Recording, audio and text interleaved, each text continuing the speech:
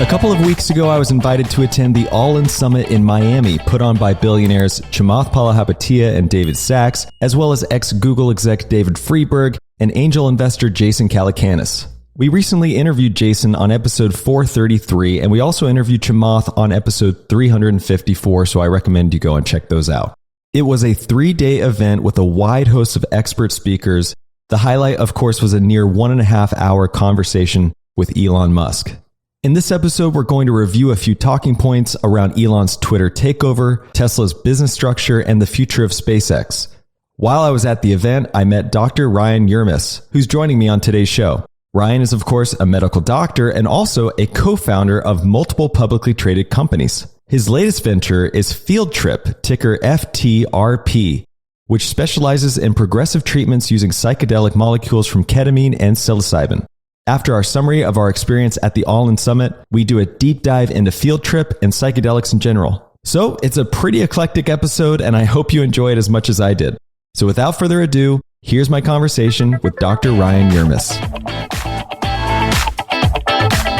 Ryan and I met recently in Miami. We were at the All-In Summit together, and we became good buddies. And Ryan, you have such a fascinating story. I wanted to share about our experience at the event, what our takeaways were, and then get into the publicly traded company that you co-founded and the future of the treatments that you're working on. I find it all very fascinating. So welcome to the show. Thanks, Trey. Great to be here. Looking forward to the discussion. Okay, so first things first, this was quite an interesting event. I've never been to something quite like this where there was such a wide array of different topics, different speakers, everyone from VCs to real estate discussions to political discussions, supply chains. Elon Musk was there. We'll talk about that. What were some of the highlights that you most enjoyed from the 3 days that we were there? It was amazing to be around all these people who came to Miami not exactly knowing what to expect, following the podcast, really taking a leap of faith to show up there and see what the weekend held. And so, I found it really inspiring to meet people who were so open and ready to talk and ready to relate with each other. It was fantastic. In terms of the talks, they were almost all home runs, in my opinion. I really enjoyed each and every one. I think you can kind of, at least for me, I can tell how much I'm enjoying a talk by how much I'm checking my phone. And I really didn't check my phone very much. And for those who don't know, the All-In Summit was put on by Jason Calacanis, who's been on the show, Chamath Palihapitiya, the billionaire investor who's also been on the show, David Sachs from the PayPal Mafia, and David Friedberg, the in-house scientist, I would say, as part of the group. He was an expert on all things on food and supply chain and had a really great perspective on a couple of topics that were discussed. So the main ones that stood out to me were around just general market sentiment. So there was a talk from the founder of Divvy who spoke about the housing market, and her take seemed to be that the housing market will slow down, but that it'll probably take well into next year for that to actually happen. I think there's just still so much demand, and despite the fact that interest rates are rising and mortgages are getting more expensive, the demand is still there, and there is still, I think at this point, enough liquidity chasing the finite amount of homes that, at least here in the US, the home appreciation will probably stay flat or continue to rise a little less aggressively than it has, but we probably are going to see a dip sometime next year. And then you had Bill Gurley and Brad Gerstner talking about the wider market sentiment. And what were your kind of general takeaways on their approach to the market today?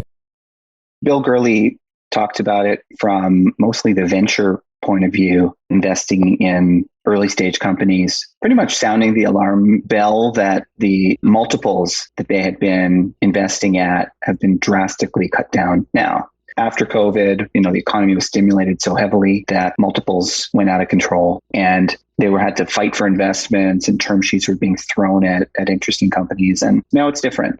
Now it's sort of a buyer's market, and funds are going to be more careful with which companies they invest in and at what valuations. And then Brad's talking about public market sentiment as well, saying that, we should think about public markets coming back to, say, a 5-year average in terms of multiples and ratios. probably not prudent to say, oh, this stock is 75% off of its all-time high and benchmark at the all-time high, but rather try to figure out what the 5-year average would be for that stock and benchmark against that as where things will get back to. I was a little bit inspired by the fact that he thought that a year from now, the market would be higher than where it is today, although he didn't rule out the fact that it could still go down further before it makes its way back up. There was a couple of other really interesting talks as well. Ryan Peterson, who is an expert on supply chains, had a discussion. It was actually a prettier picture that I was expecting him to lay out. Basically, there's this sentiment, I think, around supply chains that it's just going to continue to get worse. But he kind of had a different angle. It seemed that things are actually improving and we're still on maybe a 1 to 2 month delay on deliveries, but prices are maybe coming down. What was your main takeaway from Ryan's talk? The thing that struck me was when he talked about how the baseline average to ship a container from China to the US is traditionally in the sort of $3,000 to $4,000 range, but that it got up as high as $20,000, took twice as long. Interestingly, the prices started to come down, it seems, which is great. He also mentioned that the shipping companies themselves are investing in fleets. There will be more ships coming on board as well, which may lead to a reduction in price. One other talk that I also appreciated was Nate Silver, and most people know Nate around his political predictions that he bases on statistics. He was kind of able to apply that approach to life in general. It could be applied to investing, and it was kind of a more general talk than I was thinking it would be. What were a couple takeaways you took from Nate Silver? I love the way he talked about probabilistic thinking. So this idea that, when you're making decisions in gambling, in investments, in life, try to weigh the odds of a successful decision. And so you could make the right decision and still end up with the wrong outcome. So if you've done your calculation and you've got an 80% chance of winning in poker, probably a good time to make a big bet. However, 1 in 5 times that 80% is not going to hit and you end up losing. But at least you can be content with the fact that you got your money in at the right time. More often than not, you're going to win there. One thing I was thinking about, though, when he was saying that is, how do you manage the risk of ruin? So, for example, if you're playing in a tournament, you may do the odds in your head and have a 55% chance of winning. But is that worth going all in with all your chips? Because even though the odds are technically in your favor, it's not by all that much. And if you do lose, you're out of the tournament. The parallels to that, I think, in life and investing are pretty important to think about. All right, so let's talk about the hosts. So Jason, Chamath, David and David, Friedberg and Sachs, they had a couple of really great moments as well. So there was a couple of Ask Me Anything moments from the audience, and they were able to kind of stretch out and talk about different things. The theme that kept coming up and they were really driving home was that if you're a founder and you're running a business, you better have cash on hand. That kept coming up again and again and again. And it really just, I think, spoke to their sentiment and their outlook on the current market. And Elon, who we're going to talk about here in a minute, touched on this, but the average recession period is usually about 12 to 18 months once it begins. So there is this expectation that we are probably in a recession currently. We're waiting for the numbers to come out, but that seems to be the general sentiment. And once that proves out, not saying it's a guarantee by any means, but once it comes out in the numbers, we might be looking at something like that, 12 to 18 months of not only volatile markets, but depressed multiples on valuations, money drying up. People are a little bit less likely to let go of their cash. As a founder, for example, it's harder to raise money. It's certainly harder to get the valuation you once had. So that kept coming up again and again for me. And the basis of this thesis is basically that the Fed is a lagging indicator, if you will. They're basically not a proactive group of people. They're reactionary. And so they're looking at the data, the economic data, not just the stock market. They made very clear to get that point across as well. The Fed is looking at much more data than what is just found in the stock market. So for example, they're looking at inflation numbers that don't seem to be quelling as rapidly as they hoped. There is, I think, a higher probability another couple of 50 basis point hikes are coming. And while we might sit here and think that that seems like the dumbest idea because you're kind of raising into weakness here. They are really trying to tame inflation to get interest rates back up to where they need to be. So when there is something that breaks in the market, they can lower again and ease a little bit more. But on top of the interest rate hikes that I don't think is being talked about enough is the 190 billion or so of liquidity that is being taken out. So I remember Chamath talking about $3 trillion that they basically injected into the market once COVID started. And now the Fed has basically come out and said, okay, over the next 3 years, we're now going to take out $190 billion a month. And so that roughly equates to 3 trillion if you do the math. So basically, they put all this money in. Their plan is to take the money out. Once they do that, it actually exhausts that money and that money kind of disappears. So hopefully that will quell inflation and the markets will recover. I think the big question right now is how much of this is priced into today's markets, because it remains yet to be seen how much of this is factored in. My general thesis was that it's going to get a little bit worse before it gets better. Yeah, they definitely did go out of their way to convince people not to expect a Fed put. Many investors have gotten in the habit of the Fed coming and saving the day, but it does appear this time the Fed should be believed, or at least that was the message that we were being sent. Yeah, because 12 months ago, how much of the narrative was around the fact that the Fed can't possibly raise rates, right? And here they are raising rates up to 75 basis points now and going higher probably. So these things that were at once seemingly fact are kind of being dispelled a little bit. And that's something to be very wary of.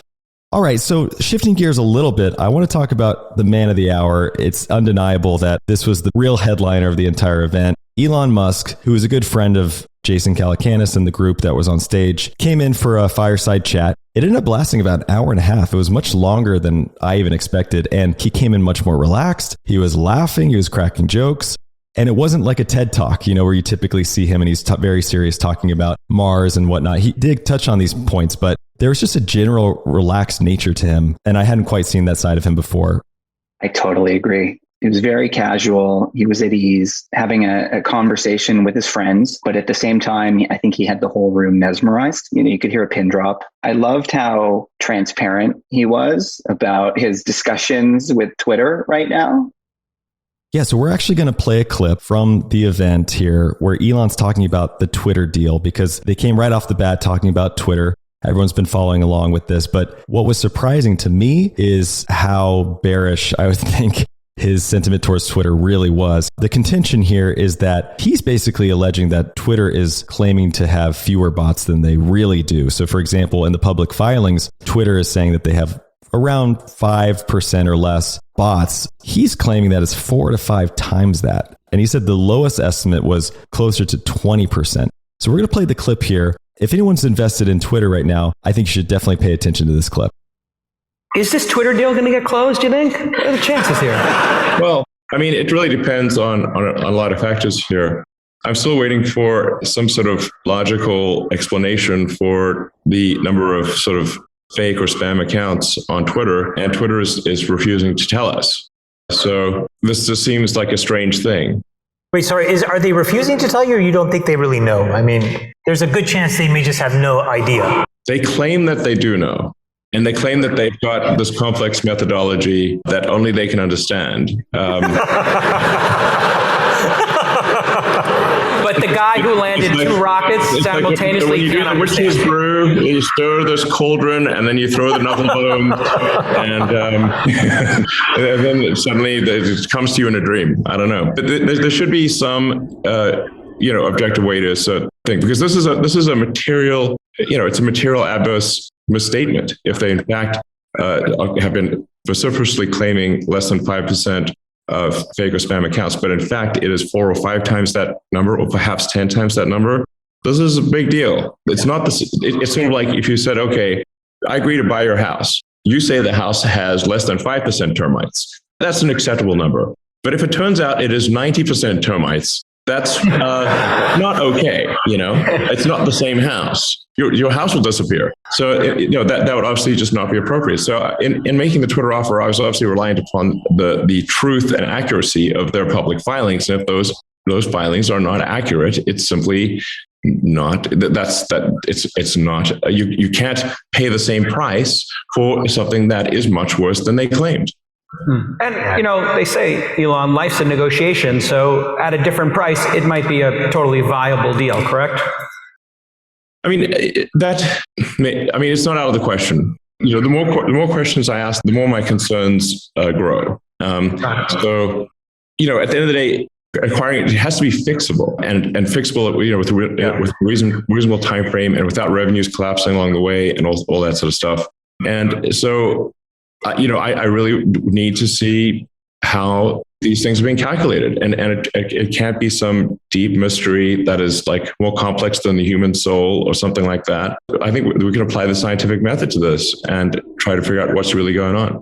And Twitter's revenue is primarily dependent, I think 70% or some of that order, on brand advertising as opposed to specific purchase advertising. This is a big deal because brand advertising is there's not a purchase that results from that. So it's basically, how much mind share, or like basically if you're a big company, how often do they hear your name, as opposed to something where you can directly measure the outcome. So that means that they're somewhat going on faith. And if that faith is undermined or reduced because of the reality of the situation coming to the fore, Twitter's revenue will be significantly impaired. And that's a major problem. Elon, did you have a chance to ask these questions during your negotiation? Like I said, I was reliant upon their public filings. So to the degree that they're public, and this is normal for a public company. If you make a formal filing, that is what investors are relying on, whether they are making an acquisition offer or simply buying some shares.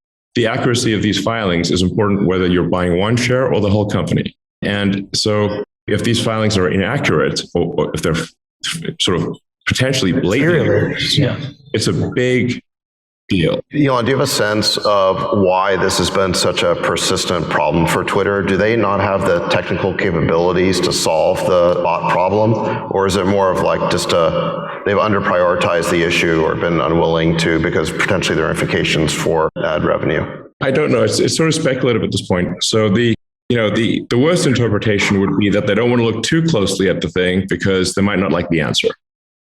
That would be the worst interpretation. I'm not sure what the best interpretation is, but the least bad interpretation would be maybe they thought it was this way, but the way they were doing it was wrong, and they didn't realize they were mistaken and simply weren't paying enough attention.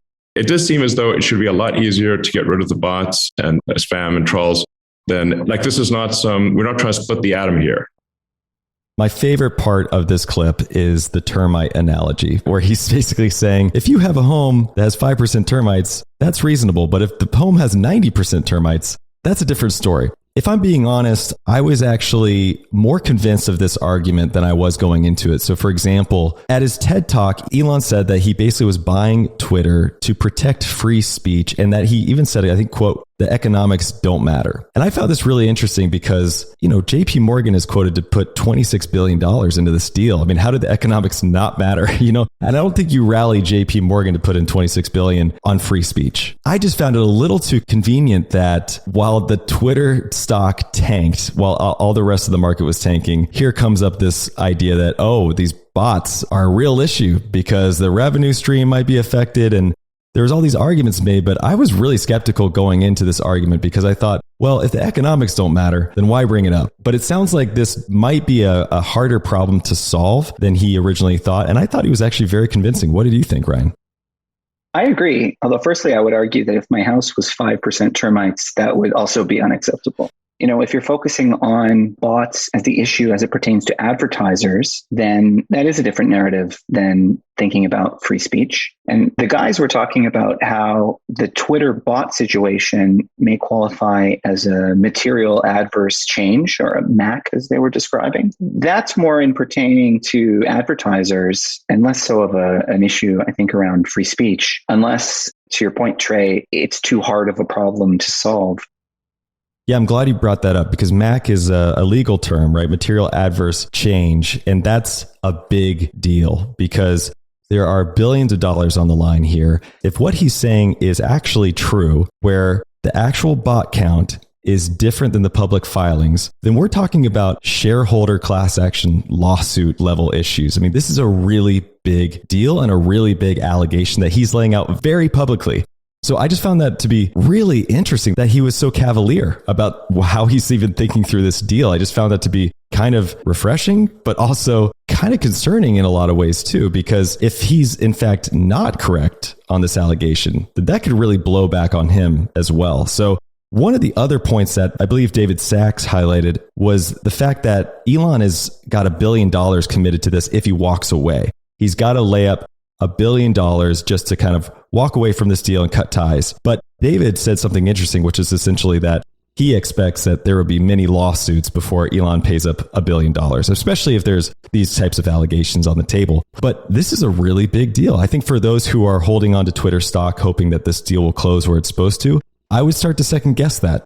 All right, so one of the other topics that Elon touched on that I want to play a clip around is this idea of how you should break down Tesla. And this is something that gets overlooked a lot because it's really simple to just say Tesla is a car company. And if you compare the market cap, it's valued over all the other car companies combined, or at least it was at one point. It's gone down quite a bit at the time of this recording, but it's really important to note and kind of dissect Tesla a little bit in this way that he did, because he's basically started to frame out all the mini startups that are within Tesla and how vertically integrated they really are, which over a long period of time could be a huge advantage. All right, so let's play the clip. There was a Bloomberg article that said the following. So the setup is this. It said, since you went public, Tesla's up 22,000%, 11 quarters of sequential profitability, so hitting on all cylinders. But the public analysts... We had cylinders. That's a car joke. Analysts, when they put out their projections, okay, it's one of the most enormous bans for any company in America. The price targets for Tesla, despite all of this success, some have it at 200, some have it at 1,600. It's all over the place. You tweeted a couple months ago, Tesla's not a company, it's like 6 companies inside of a company. Like you've had to build this. Yeah, maybe more. Can you just explain to people all these companies inside this super company, just so folks have a sense of what had to be done to get here? Okay. I mean, this question requires thought, and I'll probably be leaving out quite a few things. But if you look at, say, what does a typical car company do? What they do is they assemble vehicles and they send them to dealers and they manage the supply chain. They might make the engine, typically will make the engine, but most of the parts are made by suppliers. And a lot of the actual technology development is done by suppliers. And most of this vehicle software is done by suppliers. So the actual amount of real work done by car companies, what you think of sort of like a GM or Ford, is not actually that much. So they don't do sales, they don't do service. So in the case of Tesla, for example, we do our own sales and service. We don't have dealerships. Then Tesla also has by far the biggest network of superchargers, sort of the electric equivalent of gas stations.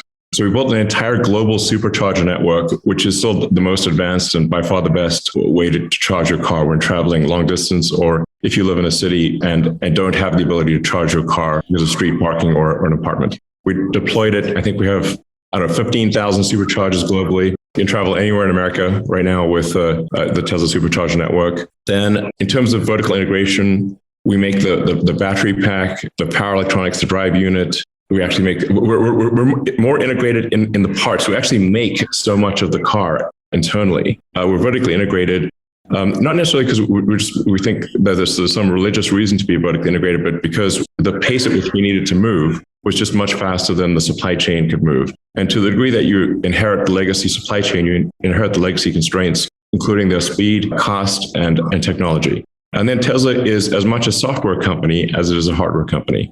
So the software that runs in Tesla, it operates the car, operates the screen, does the charging. All of that stuff is developed by Tesla. And so we have sort of a Tesla OS in the car. Tesla has built an autopilot AI team from scratch.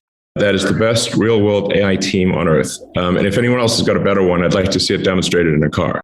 The full self-driving beta at this point very often take you with zero interventions across the Bay Area from San Jose to Marin through complex traffic. It's really quite sophisticated. And I invite anyone to join the beta or look at the videos of those who are in the beta. We've got like 100,000 people in the beta, so it's not tiny. And we'll be expanding that to probably 1 million people or 1 million, I don't know, so on that order by the end of the year. We also built a chip team because there wasn't hardware that we could run the friggin' AI on.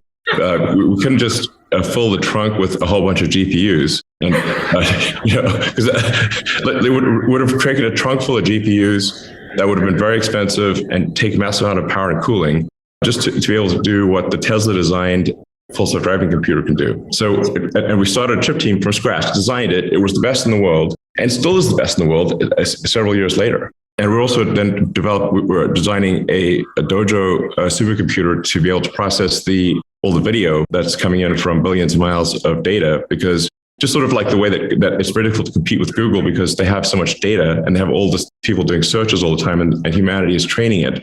The same is true of Tesla. You really need billions of miles and ultimately tens of billions of miles of training data combined with sort of a vast training computer and then optimized inference hardware in the car and state-of-the-art AI and training and specialized software across the board to be able to achieve a full self-driving solution.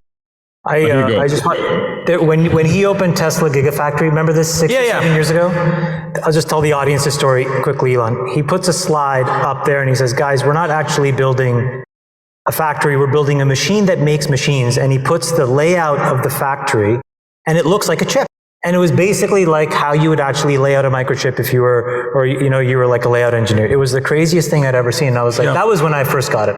And you have an insurance company. Now you're doing insurance for Tesla owners. And an Uber competitor. Right. And eventually a robotaxi Uber competitor, RIP. The car insurance thing is a bigger deal than it may seem. A lot of people are paying 30-40% as much as their lease payment for the car in car insurance. So the car insurance industry is incredibly inefficient because they're just first of all, you got like so many sort of middle entities. You've got from the insurance agent all the way to the final sort of reinsurer. There's like a half a dozen companies each taking a cut. And then it's all very statistical. So that there's, even if you're a very good driver, like you could be like, 20 years old and a great driver, but it's all statistical. So you either can't get insurance or it's extremely expensive. But Tesla allows for real-time insurance based on how you actually drive the car. You can actually, if you drive the car in a safer way, you actually have lower insurance. So ours is insurance is based on how you actually drive, not how historically people that fit your whatever demographic have drive. And then you can close the loop around your insurance rate by simply driving better and looking at your score and lowering your insurance in real time. And people do it. Actually promotes safer driving. Hey everybody, Trey Lockerbie here from We Study Billionaires, and I wanted to tell you about a new company that I absolutely love, and that is called Trade. Trade combines two of my favorite things, coffee and technology. So what you do is you go to drinktrade.com, there's a super simple survey that you take, and then it tells you which coffee they're going to send you that you are literally guaranteed to love. Meaning, if you don't love it, they'll send you a new bag of coffee for free. And from there, you can keep experimenting so you're not falling into the same rut of drinking the same coffee over and over and over again. There are so many different types of roasters, levels of roast, beans from different parts of the world. There's plenty to nerd out on here. So why not be adventurous and try some new stuff? After I took the quiz, they sent me a bag from Sightglass Coffee in Northern California, and it's literally my favorite coffee of all time. Normally, I've been drinking a coffee where I have to sweeten it with honey and almond milk, but this coffee, I could actually drink it black. It was so delicious just on its own. And right now, Trade is offering subscribers a total of $30 off your first order plus free shipping when you go to drinktrade.com/TIP or click the link in the description below. That's more than 40 cups of coffee for free. Get started by taking the quiz at drinktrade.com/TIP and let Trade find the perfect coffee for you. That's drinktrade.com/TIP for $30 off. Okay, so one of the most mind-boggling things he said in all of this was just how big the Tesla Gigafactory in Texas is. It's a mile long, a quarter mile wide, and 80 feet tall, 3 times the size of the Pentagon. Found that really incredible. And this idea that it's a machine that makes machines, I thought that was kind of an interesting framework. And to me, it was just a snippet of how Elon runs his companies, how he lays things out for his employees to kind of understand the mission and the bigger picture. I just thought that was kind of an interesting takeaway because I'm always looking for ways to how this guy runs all these many companies as successfully as he has. And I felt like that was just a glimpse of how at least he approaches his employees and communicates the narrative that's kind of bite-sized and easy for everyone to digest. The first thing that I'm not sure if I realized before that was that traditional auto manufacturers don't actually build each part of the car.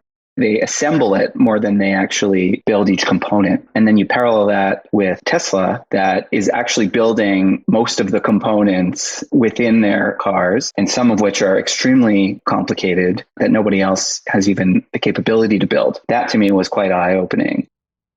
Okay, so lastly, I just want to play this clip from Elon where he's talking a little bit about the grand mission behind SpaceX, how they're actually going to fund the mission, say, to go to Mars. And really, this segment got interesting when they started talking about sustainable energy. David Friedberg brought up fusion, for example, how viable an option that is. And I thought Elon had some really good points around that. So let's take a listen. When you think about the importance of going to Mars versus solving critical energy and climate change problems here on Earth, obviously the effort with Tesla is related to sustainable energy. And I think going back to probably the 1950s, there were engineering designs around plasma fusion or fusion-based systems that have evolved to these plasma systems, to these tokamak systems.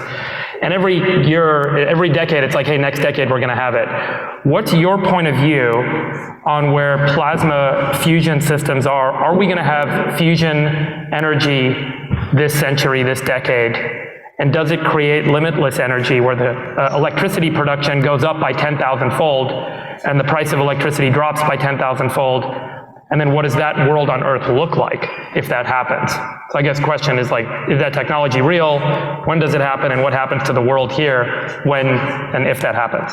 I'll answer that question, but then let me sort of point out what the actual issue is. If the question is is it possible to solve fusion energy? 100% yes, definitely is for sure. So and really just using a tokamak style, which is basically a donut ring with electromagnets that control the plasma. The way to solve that is simply scale up the tokamak. Fusion is very much a scale based thing. You want to minimize your surface to volume ratio. So as you scale up a tokamak, you reduce your surface to volume ratio, which means the volume you have relative to the surface, you now have much more, you can basically have a hot zone in the center that's relatively far away from the walls and more of a hot zone. So it's not, in my mind, a question as to whether fusion can work, but there is a question as to whether it is economically viable and whether it is competitive with alternatives. I think the economic viability of fusion is a much bigger question, and I think the answer probably is that fusion is not competitive economically. I think that is I would say it's probably not competitive economically by an order of magnitude.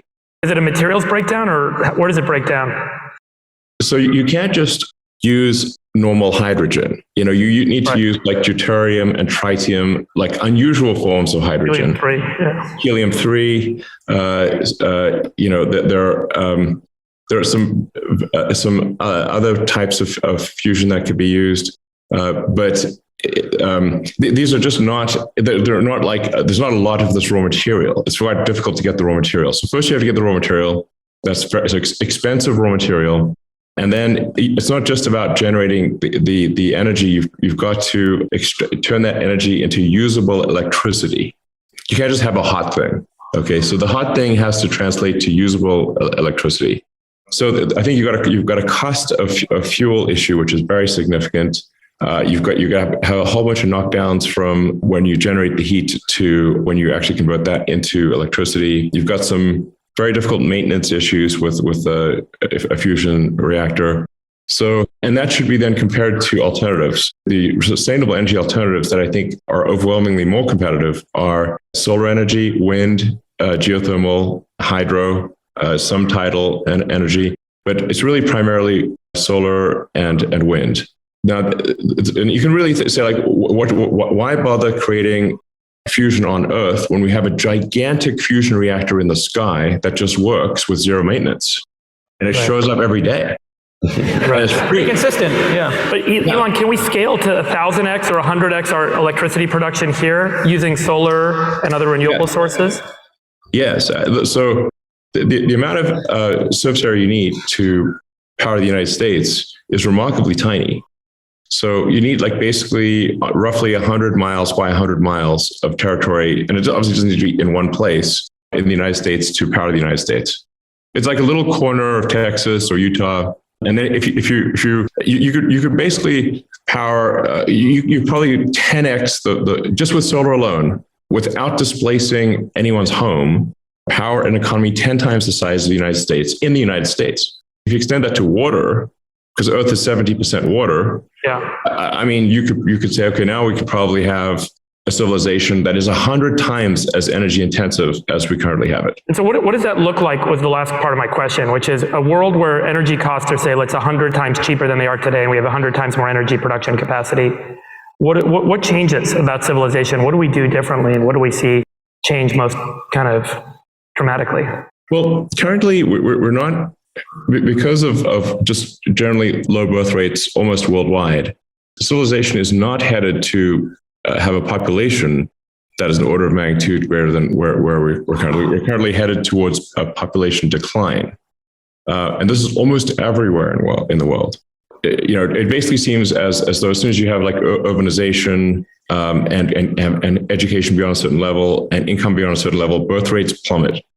And so as countries get wealthier, their birth rates plummet. It's somewhat counterintuitive because people will say like, well, it's too expensive to have a baby. Nope. The wealthier you are, the fewer kids you have. The more educated you are, the fewer kids you have.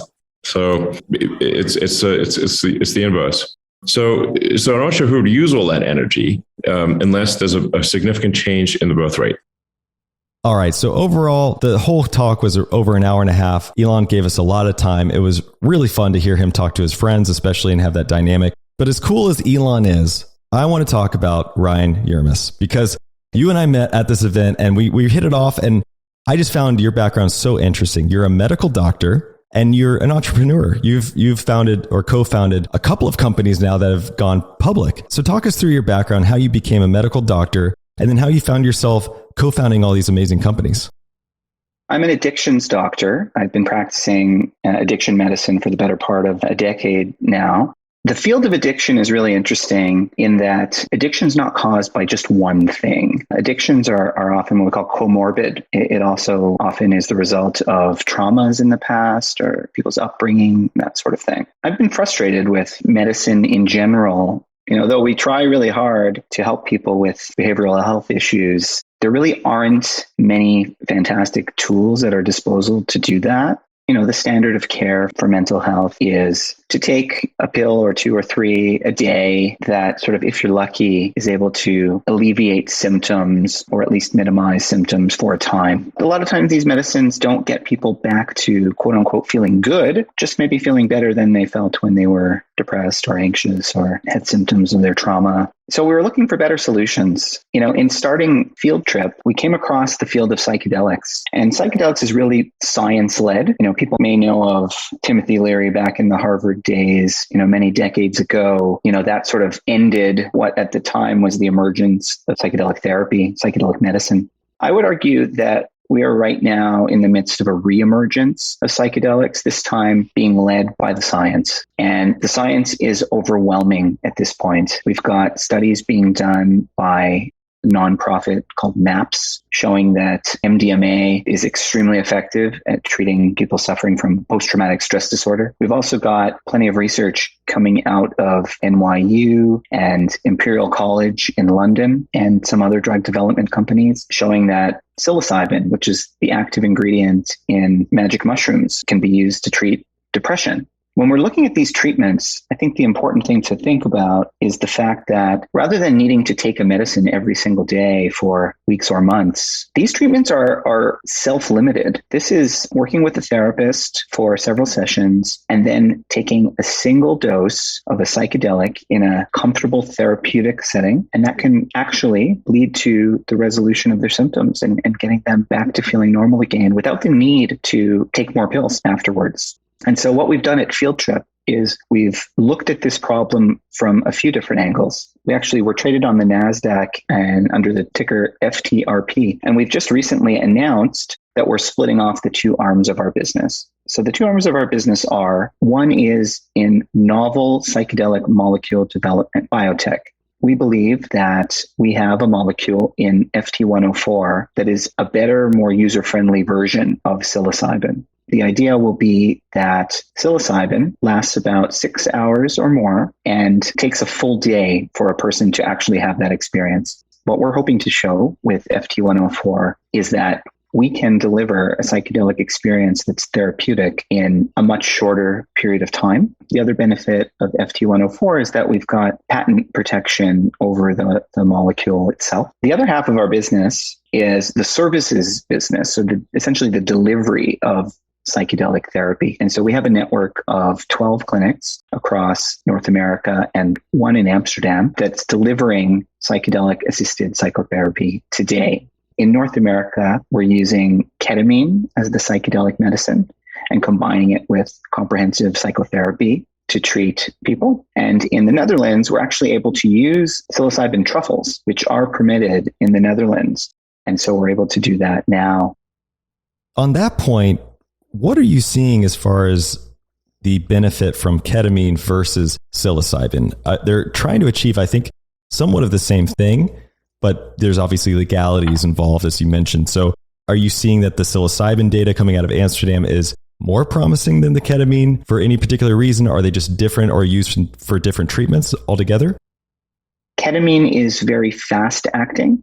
The experience itself lasts just over 1 hour. And so that's quite beneficial. Ketamine itself, though, needs to be administered if you're treating depression several times over the course of a few weeks. Whereas with psilocybin, the idea is that someone could take a single dose, spend a day in our centers, and hopefully emerge from it feeling much better. The centers that we've built out are sort of purpose-built for psychedelic assisted psychotherapy. And that's important because one of the main principles of psychedelic assisted psychotherapy is that the setting that the person's in actually contributes to the therapeutic effect, and the mindset that someone has when they engage in that experience actually contributes to the outcome, either positive or negative. So for what you just said, I imagine ketamine, is it similar to psychedelics, or how people think about that, where, say it's the Beatles turning into cartoon characters, flying on rainbows or yellow submarines? I mean, is that the kind of psychedelic effect we're talking about here, or is it something more subdued than that? Talk to us about maybe the doses that are used in these types of treatments and what you're striving for an ultimate outcome and how you measure that. Before people start our program, we're doing standardized questionnaires to measure their symptoms of mood, anxiety, or trauma. The goal of the treatment is to improve upon those metrics at the end of the treatment. In terms of the actual subjective experience that the person has, it's been reported that there are parallels to other psychedelics. The good thing about ketamine is an approved medicine. It's approved as an anesthetic. It's a dissociative. And one of the reasons why it can be used in this setting is because it's a very safe medicine to take in the acute setting, in that it does not negatively affect breathing. The doses that can be used in this setting can elicit a psychedelic experience safely. Everyone experiences ketamine differently, but people do report, visions or colors, or just feeling as though they're sort of outside of their body. That's something that we hear quite a bit. So if I'm not mistaken, you're using psilocybin in Amsterdam. Obviously, it's illegal here in the US, and it's got the stigma around it. To my understanding, it's illegal because it goes all the way back to, I think, the Nixon era, where he kind of lumped psychedelics into, along with cannabis and some other drugs, into this Schedule 1 category, which is the most kind of severe type of drug. But when you compare it to alcohol, there is a lethal dose of alcohol, whereas with something like psychedelics, there's not. So I'm just kind of curious, what is giving you confidence that something like psilocybin can overcome the Schedule 1 regulation and actually become a legal drug?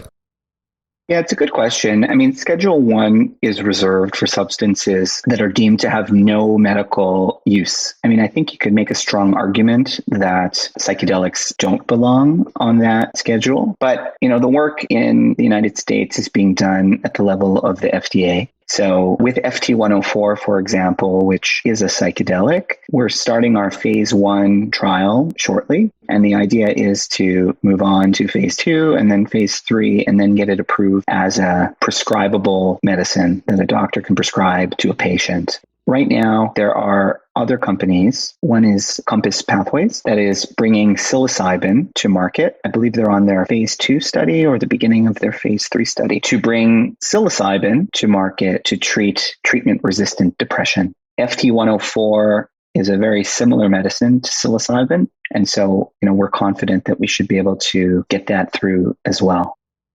My understanding is that a lot of funding going into this research is also coming from ex-athletes, because if you think about, football players, hockey players, high contact sports. There's a lot of injuries that come from that, specifically brain injuries. And it seems like as the research is kind of catching up, these injuries have long lasting effects. And so it's driven a lot of people in the athletic domain to provide resources for this research because it seems to be more of a sustainable way to overcome those types of brain injuries. So I'm curious, what exactly is going on in the brain when you're taking a psychedelic?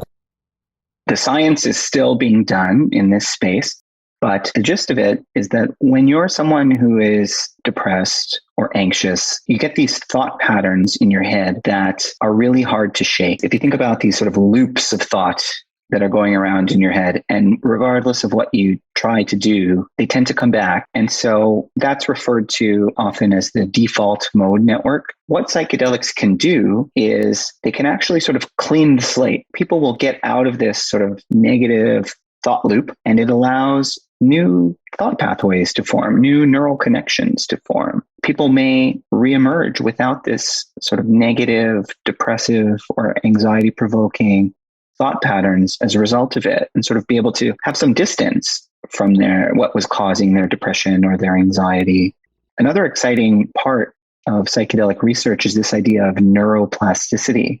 People are actually making new brain connections. And what that allows is people to relearn things or to learn new things or to get out of old assumptions or old thoughts that they may have had. And so it's all fascinating stuff. Part of the reason, you may get athletes or artists interested in this space is, that they may have had a personal experience that impacted the way that they view life and they just want to share it with others. Do you find any resources coming from the military or even the clients coming from the military? Because I've heard that this can also be used as treatment towards something like PTSD. Is that correct? And are you seeing that in the research as well? Yeah, absolutely. So in Canada, we actually do help a lot of military veterans with their PTSD symptoms, and we've been seeing fantastic results there. In the US, it is sort of one area that appears to have politicians on board with. And this is the idea of using psychedelics, often MDMA-assisted psychotherapy, to help military veterans who's suffering from the effects of post-traumatic stress. It's exciting to think that this may soon become a treatment option that's available to more of them. I love what you said about repaving these pathways. I've heard this analogy with psychedelics around it being like fresh snowfall in your brain. Like, so if you think about, you go sledding, one guy goes down on the snow, it carves his path. And if you go follow him, your sled might fall into that same groove, but you get new fresh snowfall and then you can pave new pathways. Does that idea speak to your interest in psychedelics as it relates to addiction? Because I imagine addiction comes with similar thought patterns that you're trying to break. Absolutely. You're right in that the thought patterns in addiction are similar to other behavioral health issues, but oftentimes addiction can be even more complicated because they're sort of situational. If you go back to a home where everyone else is using a substance and it's right in your face, it's going to be really hard to avoid it. For me, addiction is multifactorial and more complicated than many other behavioral health issues. For that reason, it's sort of harder to pinpoint and treat, but I do believe that there'll be a place for psychedelics in the treatment of addiction. There's one psychedelic medicine called ibogaine that has traditionally been used to help people with addictions. It's not something that we've started to do at Field Trip, but it's out there and it's interesting. The thesis around psychedelics helping depression is really interesting because, while I understand that you can create these new pathways in your brain, my understanding with depression, for example, is it's almost like a chemical imbalance. So there's actual chemicals involved or at play here that are causing those thoughts in the first place. So do the psychedelics have any impact on like stabilizing the chemicals in your brain or helping in any way on that front? The main treatment right now for depression is the use of medications that fall into a category called SSRI, selective serotonin reuptake inhibitors. And so that's your medicines like Lexapro or Zoloft. Those medicines work by keeping serotonin in the brain synapses. So serotonin is a neurotransmitter. It gets released and then it gets taken back up. And so these medicines stop the taking back up of the serotonin. And the result is that, or the hopeful result is that the person feels happier. With psychedelics, they work in a different fashion. So FT104, for example, is a 5-HT2A receptor medicine. It acts on these specific serotonin receptors. And what it does in the moment is creates a really powerful reaction. But once it resolves, it's sort of like the brain is back on its own. But to your point, ideally it carves a new, healthier path down the hill. So FT104 is a molecule you guys have actually developed, designed, you're patenting it. Does that mean while it'll be used in treatments, if I'm thinking really long term for this company you're running, does that mean it'll ultimately manifest potentially in something like a supplement or some kind of product-based thing that you could use it for, given that the regulations are relaxed on the actual molecule itself? Or would you say that's not really in consideration for a company like Field Trip? FT104 specifically, we envision as being a prescribed medicine that a doctor would prescribe to a patient for use in a setting in which is conducive to these psychedelic experiences. So I don't see a world in which it's not a prescribed medicine, but I suppose anything's possible.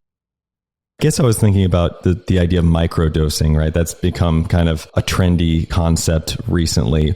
Is there any benefit to microdosing in your opinion? I mean, I don't really exactly understand the levels, how it compares to something like the dosing you're doing at a treatment center, but does that even have an effect in your opinion, or is there promising research behind that at all? So microdosing, the idea of microdosing is that you take an amount of the substance that's just below the amount that is perceptible. So someone should, if they're taking a microdose of a substance, they shouldn't actually feel the effects of that substance, or at least the immediate effects of that substance. I mean, there have been reports of people microdosing with psilocybin and reporting benefits of increased creativity, less anxiety, that sort of thing. It has not been studied, I think, to the scientific rigor that it should be to draw conclusions, but the limited evidence that I have seen hasn't really shown too much of an effect. Let's talk about that evidence, because I'm curious how quantitative the research gets, especially say at your clinic, your treatment centers. How exactly do you gather the data? For example, are there just surveys? What was your experience? Do you score things like depression, anxiety, PTSD, and you check back in with that person over a matter of weeks or months and you score them again? Just walk us through the scientific method here of gathering the data.